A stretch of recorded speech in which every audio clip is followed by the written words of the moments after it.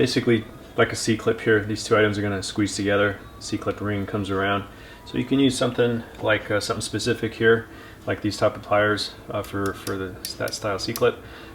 You could improvise, use a pick, use a thin screwdriver. You basically want to squeeze it together. Keep this from spinning around on you. Hold one side, squeeze, come in under, lift it up, it'll pop right out. Seems to be working okay right now. It's not the perfect fit, but I can just get that in there and then just kind of angle it. And then just to speed this up, I'm gonna have this pick ready to go.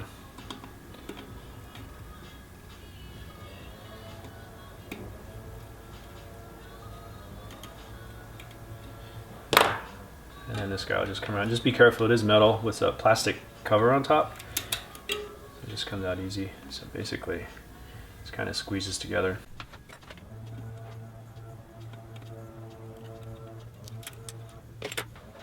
All right, once that's off, if you don't have your end cap off already, just go ahead and pull that off. This one has two slots, two sides right here. So that's a 17 mil. I was able to get a cone wrench, a style wrench. Something you would use for loose ball bearing style hubs that actually fit on there because it's pretty thin, so you're going to need something like this, and then you can help pop that off. And right now this is ready to pull up and off. There are two springs underneath you have to watch out for, a seal and then another plastic ring, but nothing too small. If it does fall, you'll see it, but I'm going to pull very carefully. I'm going to put a thumb here on top, so if I pull this, my thumb will stop it from flying off, just in case, because it's a little stuck, and then everything pulls off. So we got a seal right here. It is metal, so be careful with that. It has a rubber coating. And then this guy can come off. Before I take that off, I'm going to show you the plastic, I'm just calling it a plastic ring for now, but it does have little legs that are going to mesh in with some other gears back here, and that goes in a very particular direction.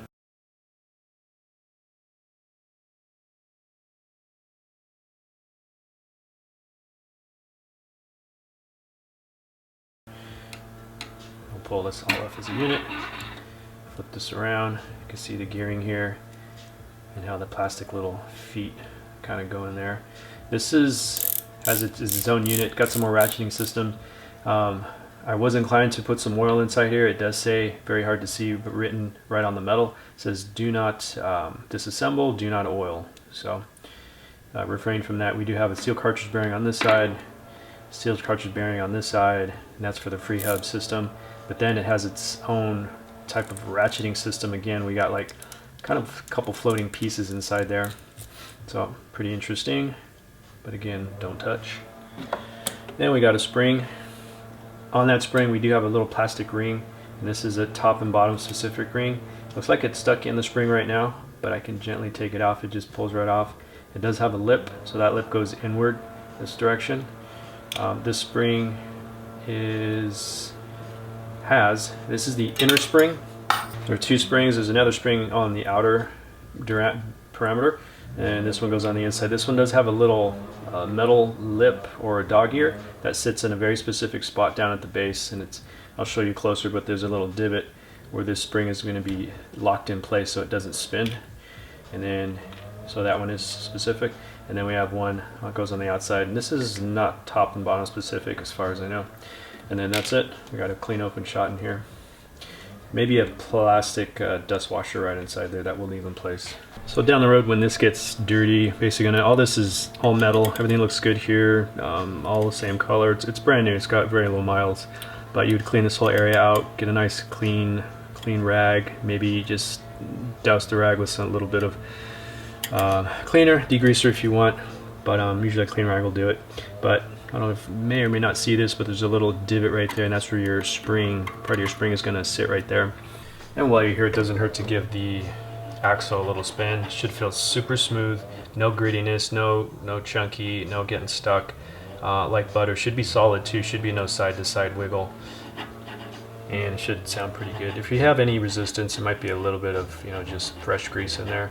So as far as grease, we're going to put grease in every opening here. And right now I just got a little bit on my finger. You can't use the Shimano. Shimano has a grease they sell. I believe it's just their all-purpose grease, But something like this, I'm just going to put a dab, trying to put a dab in every middle one. Of course, you don't have to be this neat. You can just kind of put it on there, fill in all the gaps, take off the excess, but just to kind of emphasize that you do want every little opening with a nice little dollop of grease going all the way around, and that should do it. No oil here, no grease. You don't have to put any in the hub. This should do it, but you're going to cover every single gap here with some grease there.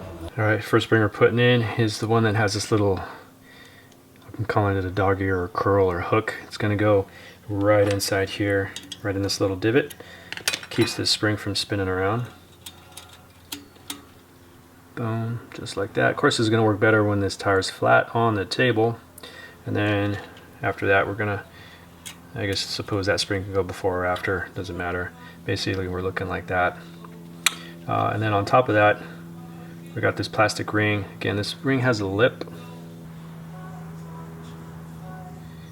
And the lip is facing upward. The other side is flat. So lip is going to go up and in. Basically, that lip kind of sits inside that inner spring, and then your hub's going to come in. So this plastic ring here, you can see, has a flat edge, and then the lips up here. It's going to sit just like that. So if we flip this over, this side is completely flat. We want that flat side to fit right in this area here, all the way around. So flat side here, flat side here. So I flip this over, it's going to sit right inside there, and then the spring is going to sit right inside this plastic lip right there. So basically now we just need to go ahead and slip this on so that the thing is, it's resting on the shoulder. Yeah, resting on the shoulder. And the black piece. And yeah, on the little black legs are just barely sitting on this black ring, which is just barely being exposed from the silver. And then it can actually rotate as you're trying to put it in there, so that's part of the challenge. And then you're just gonna slip it in.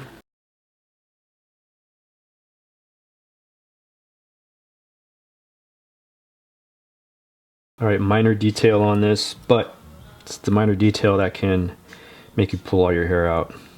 So this black ring is independent. It goes around.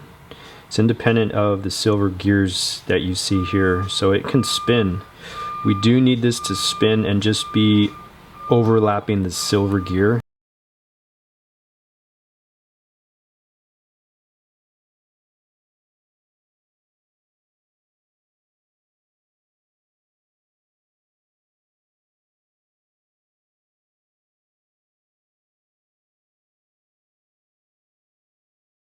So when this comes down, this foot, this little leg here, it needs to rest on that black silver portion, which is down here. So it just needs that little bit of overlap for this little leg to sit there. If it doesn't sit there, then it's going to be kicked out when you try to install all as one unit. This will just get pushed up. All right, you see this overlap? We got the black portion right there, that overlap right there, so we can see that it's right now. It's a little severe. It probably can go back to this way a little bit, but just to get this on camera, we do need it to overlap, hanging out just past the silver here. So then this plastic leg here is going to sit on this black portion here. So we can barely see the yellow leg here.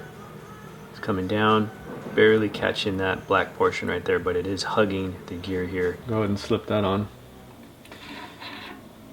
So that white plastic is supposed to stay in contact with this guy. See how it just jumped up? Yeah. So rotate, push. Yeah. Okay, cool. So it looks like it's going to stay flush. Yeah. Push down on that, and go ahead and keep your finger down. Push. Yeah, there you go. Otherwise, everything wants to pop up, and could pop out of place. So the white portion is seated down into the teeth. That's what we want. Yep. And then we're going to follow it up with the dust ring. So this dust ring right here, we're going to put a light coating of grease here, okay. And that is basically forming a dust seal. So let me get you some grease. The grease is acting, it's helping creating a barrier. Go ahead and get a dab of this stuff. All right. Yeah, just put it all the way around. Yeah, and then just Slip it go on. and push it down. Make sure it's gonna go sink down into the inside. So keep pressure on the center of the hub.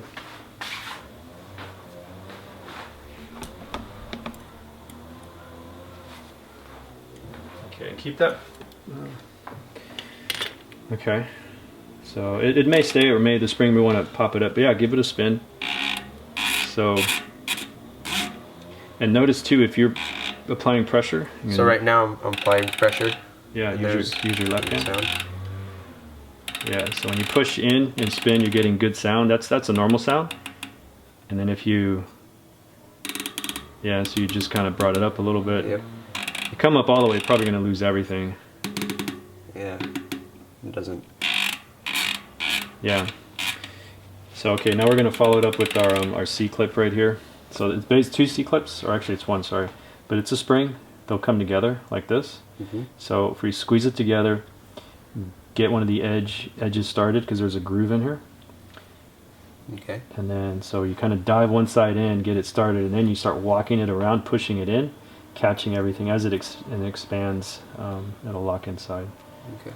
So there is a top and bottom. Let's see the other side. So this side sort of it has like a groove inwards. Has an angle or a Yeah. bevel. This one is just it's not beveled really. Okay. Yeah. So then this has like an angle or chamfer. We're going to have that facing down, I believe.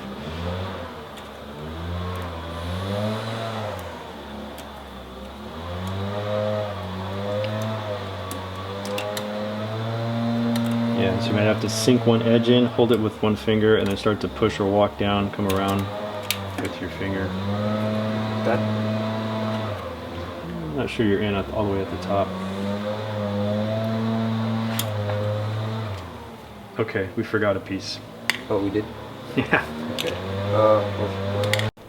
Yeah, so go ahead and Alright. And then see the lip, there's a lip here on one side. That lip is going to go downward, so this flat portion is going to sit on the flat portion of your hub. So this whole hub has to come up and off, and we have to get to that spring. Alright. Yeah. So underneath here. Yeah. So actually, so see how this is flat? Yeah. We want to flip it over, we want that flat portion. So this lip, the plastic lip is going to sit within the inside diameter of the spring. So what I was doing before, I was placing the plastic on the spring. It may find its home when you flip it over. Okay. Oh. Here's where we might have to lay the wheel flat. Yeah. I'm holding it like this. I'll give it a little boost upwards. Okay, now I have to make sure it sinks down all the way. Remember that white plastic ring was getting caught somewhere. There we go. Okay, then you have to hold it with fingers, and then you're gonna throw your seal back on. Yeah, how's it feel? It engages, but I mean, if I pull up like that's bad. Push down, there's nothing. Oh, it engages, bro. So it goes from like silent to like right there's the sweet spot. I said. sweet spot.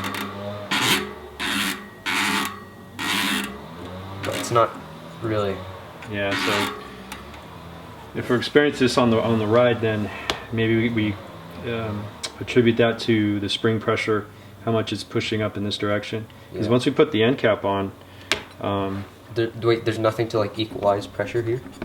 well, this is where the end cap comes in. Okay. This is the last place. There's a rubber O-ring on the inside. I see that. And it just gets pressed on here. So the last place Shimano wants you to put grease is inside there where the rubber O-ring is, and that's just another dust, forming a dust seal. Okay. Kind of clicks back on. Just, yeah, push. You sure? Yeah. You probably just slightly, you're at just a minor tilt, try and get it straight, kind of wiggled. There you go. There we go. Yeah. So that actually pushes this whole thing down. So now when you go to spin again, it went semi-quiet. So you're actually compressing the ratchet system. So we're getting a lot of intermittent noises and sounds. The one continual thing is it's continuing to engage, right? Yes. Like it's always locking going this way. We're driving, pedaling forward. Like a regular. Yeah. Now this is quiet. I mean, I have an XT model. Mine's consistent. I haven't had any issues. It's a little louder than this guy. 12 speed. Yeah. But that's pretty much It engages. It's just like if the owner's unhappy with the sound. I mean. Yeah. So if you push in and turn. I mean, there's sort of that sweet spot, which is like right here. Yeah. And then if you pull up, kind of gently, and then turn, does it change? Actually, right now. Oh, it went silent. So I think what's happening is when we pull up, sort of finds its place almost, and when we push down, it just loses it. Then we push down harder, it engages. Yeah, so that could be some of the built-in inside here where they say don't touch it. Yeah. Has its own ratcheting system. Something's going on inside there, or the springs have too much or too little pressure, because the spring wants to push up this way on the mechanism, and then this end cap forces the outer body down, and something's not jiving. But we know that the spring is working, because if we sort of push down and up, then you could feel a little bit of play. So yeah, it's either the ratchet or the spring. Yeah, and the play's normal, right? It feels. Yeah, I mean. And then once you put it on the bike, everything gets compressed. When you put your through axle, nothing's going to be moving, nothing's going to be coming off. But that's just the way they do things nowadays with these through axle systems. Some of these have no adjustability for bearings. It's just pushing the bearing, you're done. Some do have adjustability, some don't. Yeah, that's just unfortunate.